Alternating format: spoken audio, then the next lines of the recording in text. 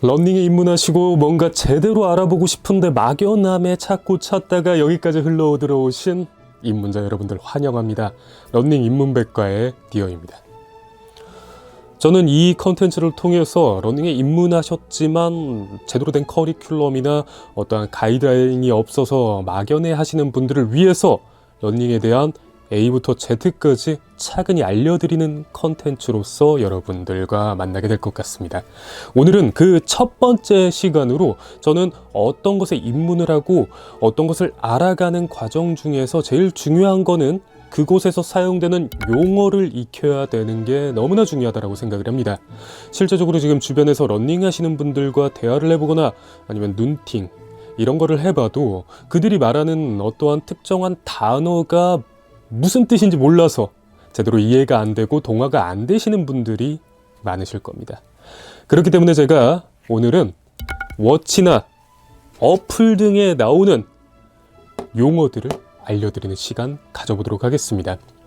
이제 러닝을 시작하려면 뭐 워치가 필요하고 워치가 아니어도 그래도 러닝 어플은 쓰면 좋다던데 해서 뭐 삼성 헬스, 애플의 헬스 앱 혹은 나이키 런클럽 등등의 어플을 사용은 이제 시작은 했는데 거기에서 나오는 용어들이 이게 뭔 뜻인지 몰라서 막연해 하시는 분들이 계시죠?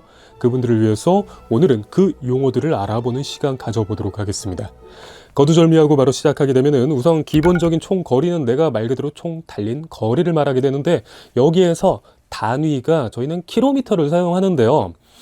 미터를 사용하는 데도 있고 마일을 사용하는 데도 있다라는 거를 알아두시면 도움이 될 텐데 저희가 이 구분을 어떻게 짓느냐, 일반적인 저희가 로드러닝을 하는 것 혹은 트레드밀을 탈 때는 킬로미터 단위를 대부분 많이 씁니다. 하지만 마일 같은 경우에는 미국에서 주로 사용을 하게 됩니다. 여기에서 중요한 것 중에 하나가 러닝 마라톤을 좀 하다 보면은 262라는 숫자를 좀 보게 되실 수도 있는데요. 저게 도대체 무슨 숫자일까 싶으실 수 있는데 26.22마일이 42.19 풀마라톤 거리이기 때문에 그렇게 262라는 숫자를 사용하는 경우들이 있습니다. 짧은 지식 하나 알려드렸고요. 그렇다면 미터 단위를 쓰는 경우도 있는 거를 아실 텐데요. 10km를 10km라고 안 쓰고 10,000m라고 쓰네 라고 생각하시는 좀 의아한 상황이 생길 수도 있는데 그거는 보통 트랙 단위입니다. 저희가 트랙에서 달렸을 때 보통 미터로서 기록이 되고 트랙 종목들은 전부 다 미터로 표기가 되기 때문에 그 부분에 대한 차이가 있습니다. 자, 운동 시간. 이건 말 그대로 내가 총 달린 시간을 말하는 거죠. 여기에 대해서 부가 설명 필요 없겠는데 여기서 이제 중요한 게 살짝 뭔가 헷갈리는 게 페이스가 이제 무엇이냐, 좀 이 단위가 뭔가 일반적인 저희가 시속이나 이런 단위를 쓰던 거와 다른 단위를 사용하기 때문에 조금 헷갈리는데요. 저희가 러닝에서 쓰는 단위는 킬로미터당 몇 분이라고 표기가 되어 있는데 말 그대로 1km를 몇 분 몇 초 동안 달려냈는가를 저희는 페이스라고 말합니다. 자, 6분 페이스다. 그러면은 1km를 6분 동안 주파 가능한 속도를 6분 페이스라고 말을 합니다. 이거를 보통 이렇게 분 페이스, 분초로 말을 하는 경우도 있고요. 6분 30초 페이스, 5분 20초 페이스라고 말을 하기도 하지만 그냥 숫자만 따서 말하는 경우도 많아지게 됩니다. 점점 이제 러닝을 하면 할수록 그 경우가 많아질 텐데 예를 들어서 500 페이스, 430 페이스 이런 식으로 그런 식으로도 명명하긴 하는데요. 말 그대로 맨 앞이 분 페이스, 그 뒤에 붙는 두 자리가 초 페이스라고 생각하시면 되시겠습니다. 킬로미터랑 환산하는 단위가 조금 다르기 때문에 이 페이스 단위로서 익숙해지는 거를 저는 더 추천을 드립니다. 초보자분들은 우선 뭐 지금 6분 페이스로도 7분 페이스로도 달리고 계실 텐데 간접적으로 말씀드리면은 지금 엘리트 최정상 선수분들이 글로벌 풀코스 마라톤을 2시간 초반에 주파를 하잖아요. 그거를 페이스로 환산하면 3분 페이스 언더 페이스입니다. 2분 몇십 초 페이스인데 나중에 한번 달려보시면 그게 얼마나 빠른 페이스인지 체감하실 수 있으실 겁니다. 자, 이제 심박수가 나오기도 하고 안 나오기도 하시는 분들이 계실 텐데, 심박수는 내가 심박을 체크할 수 있는 기기가 있는 분들이 측정이 되는 수치인데요. 이건 뭐 제가 따로 말씀드릴 필요 없이 1분 동안 심장이 몇 번 고동을 쳤느냐라는 지표인데, 저희가 러닝을 하면 할수록 생각보다 좀 중요하게 보는 지표이기도 합니다. 초보자분들은 아무리 느리게 달려도 이 심박수가 생각보다 많이 높게 나오실 거예요. 하지만 내가 이제 훈련을 하고 단련이 되면서 이 심박수는 같은 페이스 기준으로 조금씩 낮아지게 되고, 그 심박 페이스를 구간별로 나눈 존 단위로서 사용되기도 하는데, 이거는 지금 초심자분들에게는 필요 없는 영역이기 때문에 생략하도록 하겠습니다. 자, 운동 칼로리 같은 경우도 나오기도 하는데, 칼로리 같은 경우에는 내가 이 사용하는 어플에 기입을 해놓은 내 신체 정보를 바탕으로 해서 단순 지표로 계산을 한 거기 때문에 완벽히 맞지는 않습니다만, 보편적인 기준치로서 환산이 된 거기 때문에 어느 정도 신빙성은 있다라고 생각을 하시면 되시겠습니다. 자, 지금까지는 사실 좀 쉬웠습니다. 심박수, 페이스 이런 거 조금만 이해력이 있으신 분들은 이해하실 수 있는데, 이제는 전혀 모르는 단어들이 나오기 시작하는데요. 평균 케이던스라는 말이 나옵니다. 단위로는 SPM이라는 단위가 나오는데, 이게 뭐냐? 케이던스가 뭐지? 자, 이 SPM을 풀어서 말씀드리면은 Step per minute, 1분 동안 몇 발을 디뎠는가.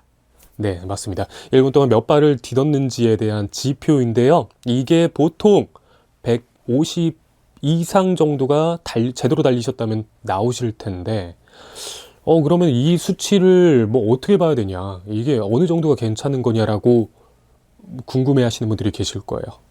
자, 이거는 개개인의 신체 지표와 그리고 지금의 본인의 러닝 역량 등에 따라서 천차만별입니다. 나중에 성장하더라도 본인의 주법이나 이런 거에 따라서 또 달라지는 영역이긴 한데, 여기에서 그래도 기본적인 가이드라인을 제시를 해드린다면은, 우선 가장 효율적인 케이던스를 보통은 180 케이던스를 우선 기준으로 잡습니다.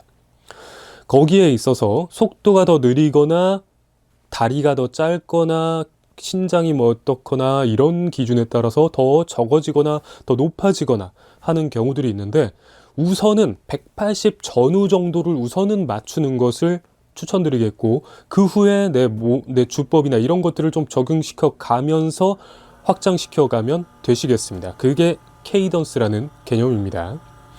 자, 그리고 엘리베이터 게인, 누적 고도 이런 게 나오는데요.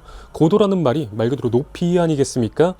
내가 달린 동안 총 어느 정도의 높이를 총 올라갔는가, 이런 지표이기 때문에 이 수치가 높으면 높을수록 내가 달리는 거리에 좀 경사가 높다라고 생각하시면 되시겠습니다.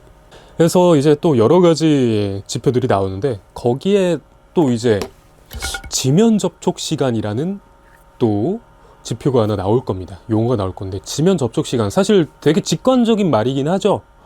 지면을 접촉했던 시간이라고 말하는데, 그럼 이게 어떤 기준이냐를 조금 더 디테일하게 설명을 드리면은, 달리기라는 행위를 짧게 정의를 해드리면은, 저희가 한 발이 떠 있는 상태로 몸을 앞으로 이동시키는 행위를 달리기라고 하거든요. 한 발은 항상 떠 있는 상태가 되게 됩니다.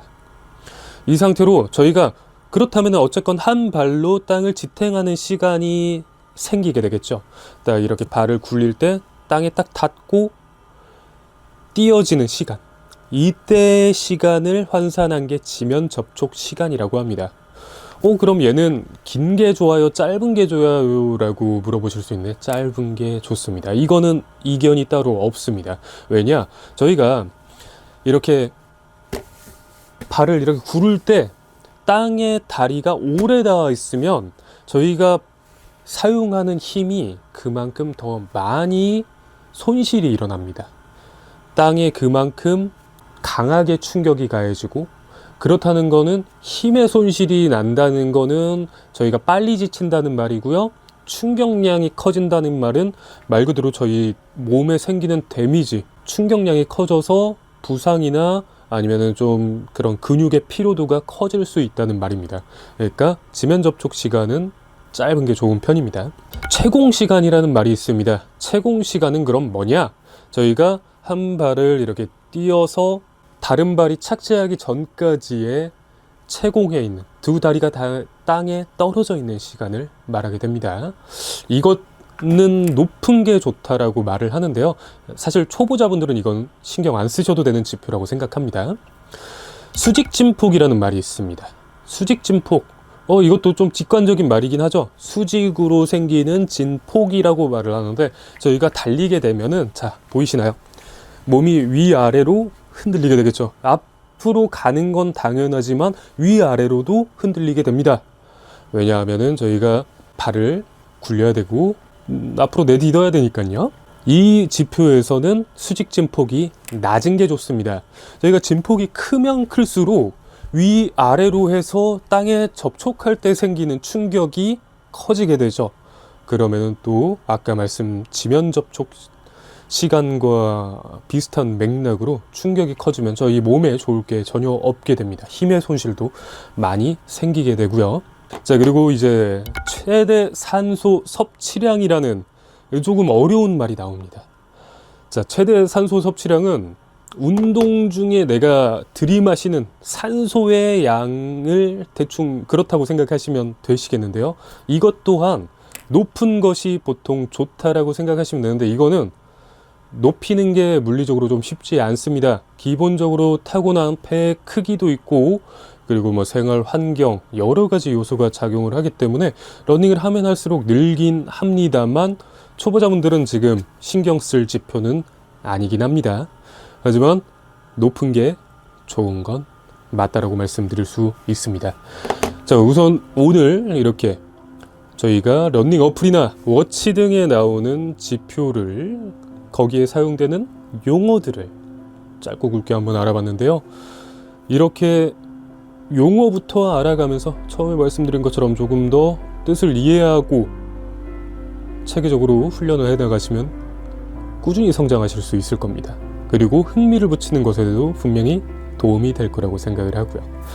그렇기 때문에 이 러닝 입문백과는 차근히 더더욱 진행하도록 하겠고, 다음에도 사용되는 저희의 용품이나 여러 가지 용어들에 대한 알아보는 시간 가져보도록 하겠습니다. 다음에도 찾아뵙도록 하겠습니다. 디어였습니다.